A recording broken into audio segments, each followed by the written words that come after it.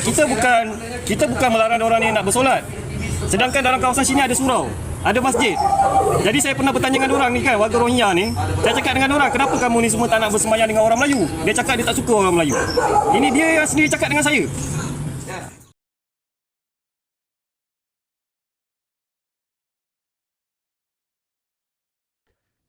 Mengenai status pelarian Rohingya di Malaysia, Malaysia tidak menyertai Konvensyen Status Pelarian 1951 atau Protokol Status Pelarian 1967. Jadi ia tidak mempunyai rangka kerja perundangan atau pentadbiran yang mengawal status dan hak pelarian di negara ini. Adapun kesediaan dan toleransi kita membenarkan etnis Rohingya tinggal di sini buat sementara adalah semata-mata atas dasar kemanusiaan, tidak lebih daripada itu. Maka puak Rohingya yang diberi kesempatan berada di negara bertuah ini sepatutnya bersyukur dan mematuhi apa juga peraturan yang ditetapkan. Jangan ada apa-apa niat untuk membuat onar dan menyusahkan orang di sini. Jauh sekali untuk menuntut sebarang hak seperti warga tempatan. Rakyat negara ini khasnya orang Melayu sejak dulu memang terkenal dengan kesabaran dan tolak ansur yang tinggi. Di dalam video terjahan Tim 11 Melaka ini bersama Ustaz Sofyan, mereka mendakwa pendatang Rohingya ini tidak menyukai orang Melayu, tetapi puak bangsa ini berduyun-duyun masuk ke dalam negara ini. Apa katanya? Kalau betul tak suka Melayu, kenapa masuk? Adakah hendak membuat onar atau hendak menjajah negara ini? Pendatang haram ini kata tak suka orang Melayu. Dia tak tahu ke orang Melayu berjuta kali lagi tak suka puak bangsa ini.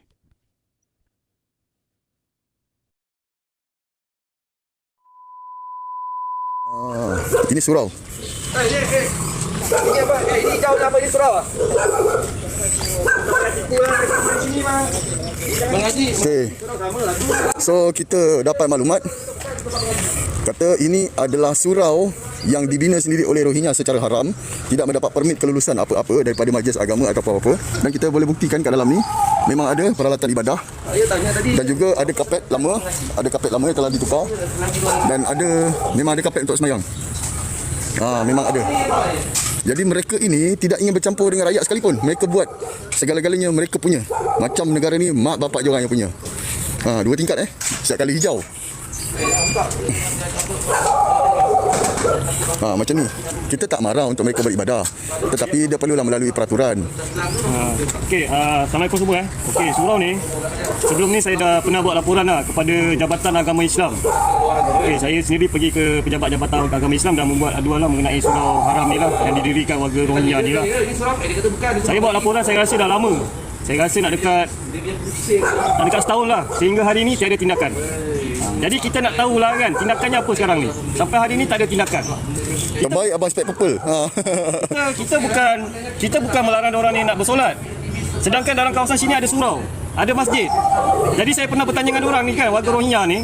Saya cakap dengan orang, kenapa kamu ni semua tak nak bersemayam dengan orang Melayu? Dia cakap dia tak suka orang Melayu. Ini dia yang sendiri cakap dengan saya.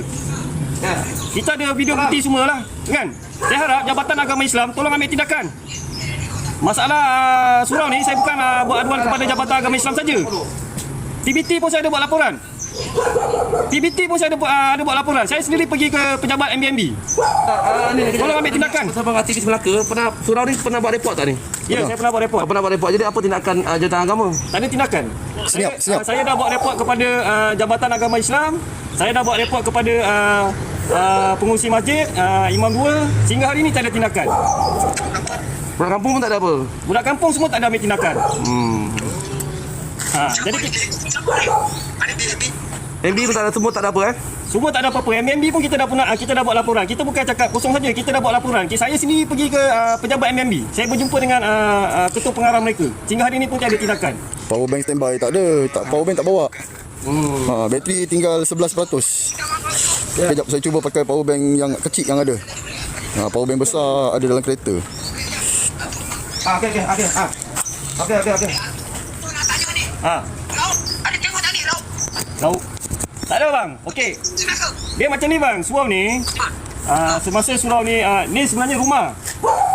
Masa tu dalam pembinaan tau. Dalam pembinaan tu saya ada buat laporan kepada Jabatan Agama Islam, MBNB dan kepada Imam 2 masjid, Pakalan Rama lah. Sehingga hari ni tak ada tindakan. Dia cakap kita akan push. Tak ada tindakan. Apa tempat ni? Pekalan Rama. Pekalan Rama Pantai. Ini memang betul surau warga Rohingya. Jadi kita nak ambil tindakan lah. Sekarang kita berharapkan Jabatan Agama Islam tolong ambil tindakan. Saya tak masuk. Saya tak masuk. Walaupun pintu ni tak berkunci tapi saya tak masuk walaupun berkunci saya boleh buka tapi saya tak masuk. Saya cuma ni benda berjaring-jaring pula ni apa benda. Surau. Jadi ni dalaman dia, ni dalaman dia. Saya ada tempat imam. Ada tempat imam Tu, sejadah imam. tu sejadah imam semua jadi clear semua clear ni semua clear So tak ada boleh nafikan lah, bukan tempat mengaji lah. Jadi saya Bukan. Ni bukan tempat mengaji kan. Jangan cuba menipu. Jangan cuba menipu Yang ini adalah surau Rohingya. Okey?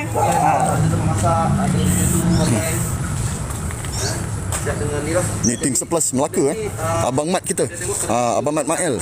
Jadi saya cakap dengan komuniti Rohingya masa saya datang sini, saya datang seorang. Saya berjumpa dengan orang kan. Saya cakap kenapa kamu ni dirikan surau? Sedangkan di kawasan sini ada masjid, ada surau. Kenapa kamu tak mau pergi? Dia cakap dia tak mau bercampur dengan orang Melayu. Ini dia yang sini cakap. ni. Okey. Sini kampung mana kita ada ni? Kampung Pengkalan Rama Pantai. Kampung Pengkalan Rama Pantai. Okey, di Kampung Pengkalan Rama Pantai di Melaka ni Okey, dengan kita sekarang ni saya beritahu sebab apabila kita dapat aduan melibatkan perkampungan. Waalaikumsalam. Ustaz. Baik. Saya tengok ustaz dalam apa tu? Dalam TikTok ni. Okey. Apabila kita dapat aduan daripada masyarakat setempat, dapat aduan daripada masyarakat setempat, yang tu yang boleh membawa kita ke Kampung Pengkalan Rama Pantai ni. Okey. Ni dia ni Jamal, Jamal etnik Rohingya, tapi dia ada Maikas. Abang ambil maklum abang, ini ada Maikas, bukan melibatkan makcik Maikas yang duk meroyan tadi tapi dia ada Maikas. Dia punya bapa warga negara Thailand, dia punya mak adalah etnik Rohingya. Dia lahir di sini. Dia ada Maikas dah 18 tahun dia ada Maikas. Sekarang umur berapa? 31. Bermakna semasa dia dapat Maikas umur dia 13 tahun. Okey. Dalam kawasan Campak bunga sama satu guys, campak bunga sama satu. Pantai ni ada lebih kurang 80 etnik Rohingya. Termasuk kanak-kanak. Okey, apa yang saya nak bagi tahu di sini? Dia orang duduk bersama-sama dengan masyarakat setempat, ya. Dengan masyarakat setempat, dia kata tak ada masalah, dia duduk di sini. Dan tak ada pun aduan daripada penduduk kampung. Cuma kita nak bagi tahu di sini, apa yang kita dapat aduan mengenai lambakan dia orang akan duduk. Dia biasa, dia orang duduk, berkumpul, bising. Dan yang paling utama kita mendapat aduan adalah melibatkan motosikal dan kereta. Kereta dan motor. Yang ni adalah antara yang kita dapat aduan takut. Bukan apa, kita takut ya betul, kita takut apabila berlakunya kemalangan. Dia orang bawa motor, berlakunya kemalangan. Dan jika selepas berlakunya kemalangan, kalau dia orang pergi gelek anak-anak rakyat tempatan apa, yang ni boleh jadi pergaduhan. Dan ini akan boleh melibatkan pelbagai ancaman. Dan kita minta perkara ni pun perlu dilihat. Dan apa yang saya nak bagi tahu lagi di sini, Jamal ni dia bagi tahu tidak ada sebarang bantuan daripada UNHCR. Tak ada bantuan bulan-bulan, tak ada duit bulan-bulan. Dia orang duduk di sini, dia orang perlu bekerja, dia orang perlu nak hidup, dan dia orang perlu makan sebagai manusia. Dan dia orang juga perlu hantar anak-anak dia orang belajar. Selalu saya bagi tahu bahawa pembelajaran adalah asas kemanusiaan bagi setiap manusia. Kita bersama dengan NGO kemanusiaan melibatkan pendidikan. Cuma kita nak tanya di sini, mana peruntukan duit melibatkan pendidikan untuk etnik pelarian Rohingya ni? Guys, train satu guys, train. Kereta api satu, Mana kereta api. NGO yang ambil? Mana NGO yang kata melibatkan hak kemanusiaan? Yang bagi tahu mereka ini perlu dibantu melibatkan kemanusiaan. Mana NGO ni? Kita nak tanya UNHCR, kepada siapa saluran duit ini diberi? NGO mana yang mendapat duit melibatkan pengurusan pendidikan? Siapa? Kenapa kita bagi tahu macam tu? Sebab apabila dia orang ini tidak dibantu melibatkan pendidikan dan dia orang nak hantar anak-anak dia orang belajar, dia orang ini perlu bekerja. Dia orang ini perlu bekerja. Kalau dia orang tidak bekerja, macam mana dia orang nak hantar anak-anak dia orang ini belajar? Berapa bayar satu bulan? Apa belajar? Madrasah. Kita kongsi-kongsi.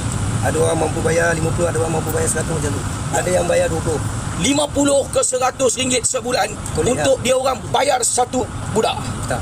Dia kira macam siapa mampu bayar lah. Tak kira budak. Oh, dia orang buat kutipan, dia orang buat kutipan, dia orang kena bayar kepada guru-guru yang main mengajar. Ustaz. Kepada ustaz yang main mengajar. Apa yang saya nak cakap? Kalau dia orang perlu bayar, bermakna dia orang perlu bekerja. Bila dia orang perlu bekerja, baru dia orang ada duit, baru dia boleh bayar. Dan ini akan menggalakkan dia orang untuk bekerja. Sedangkan melibatkan pelarian ini, kita dah tahu tak boleh bekerja. Anak saya 3 orang pun belajar kat sini. 3 orang anak dia dibayar berapa? Saya dari sini pun anak saya pun belajar kat sini 100. 100. Saya nak minta di KDN ni melibatkan Kementerian Dalam Negeri perlu lihat isu ini dengan serius. Ini melibatkan isu kalau dia orang ini bekerja, dia orang telah merampas hak rakyat Malaysia. Kalau dia orang tak bekerja, macam mana dia orang nak hidup? Kalau dia orang tak bekerja, anak-anak dia orang tidak boleh dihantar ke sekolah. Sebab dia orang perlu ada duit untuk bayar. Sebab itu kita bagi tahu ini melibatkan isu kemanusiaan yang perlu dilihat oleh kerajaan juga. Kita bukan menzalimi, tetapi kita nak penyelesaian. Sebab itu mustahil bagi saya, mustahil UNHCR yang ada dalam negara kita, yang buka pejabat dalam negara kita, yang menyimpan data melibatkan pelarian Rohingya dalam negara kita. Minggu lepas UN ada datang lepas batu. Tapi kawasan pengalaman tak datang. Mustahil UN tidak ada bajet. Mustahil UN tidak beri bajet kepada UNHCR. Kalau ada bajet pergi mana? Kalau tak ada bajet macam mana UN buka pejabat Guys, di Malaysia ni? bunga seorang satu kan, bunga seorang satu. Ada 1,000 orang, bunga seorang satu je. Complicated dan akan terus menyusahkan rakyat tempatan. Sebab itu saya bagi tahu di sini, kerajaan perlu lihat isu ini. Dan kita tanya Jamal ini, semasa dia berada di sini, dia hidup di sini 31 tahun, dia pegang kad MyKas 18 tahun. MyKas ini adalah warga negara luar yang tidak ada negara yang lahir di Malaysia yang ada dokumen kelahiran diberikan MyKas 5 tahun sekali perlu renew. Berapa kali UN datang ke sini bantu dan berapa kali NGO UNHCR datang bantu? BKP dia ada bantu sekali. Kuat sikit dia orang dia. BKP UN ada bantu sekali. Dia orang bagi apa? Satu family dia bagi beras, susu. Berapa banyak? Ada bajet dalam 100 lah. Sekali je. Lepas tu tak ada lagi. Sebelum PKP semua tak ada bantu. Sebelum PKP memang tak ada bantu. Tak ada bantu makanan. Tahun 2013-12 dia ada bagi satu sekolah dekat Taman Arbi. Lepas itu budak semua nak pergi. Guys, bantulah guys, seorang satu bunga ramai-ramai. Dia ada bagi 700 sewa rumah tu. Kita nak lengkapkan tas, ada tas. Seorang satu bunga je bagi lengkap tas. Kita nak trending.